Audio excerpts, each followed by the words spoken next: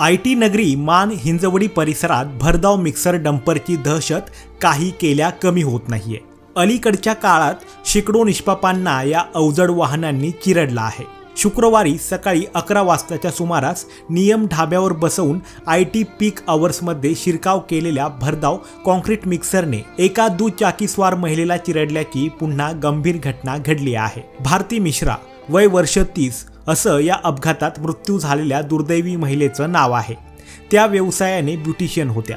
या प्रकरणी मिक्सर चालक मोहम्मद अल्ताफ अब्बास वय वर्ष 25 याला हिंजवडी पोलिसांनी ताब्यात घेतलं असून त्याच्यावर गुन्हा दाखल केला आहे। याबाबत माहिती अशी की हिंजवडी मान परिसरात बंदीचं उल्लंघन करून MH12 YQ 0978 क्रमांकाचा कॉन्क्रीट मिक्सर एका साईटवर कॉन्क्रीट खाली करून मानच्या दिशेने माघारी निघाला होता।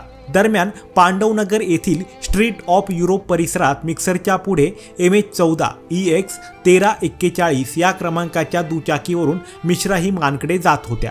तेव्हा समोरील खड्डा चुकवण्याचा प्रयत्न करीत असताना मागील भरधाव मिक्सरने दुचाकीला जोरदार धडक दिली। मिक्सरच्या चाकाखाली सापडल्याने मिश्रा यांच्या डोक्यावरून चाक गेलं।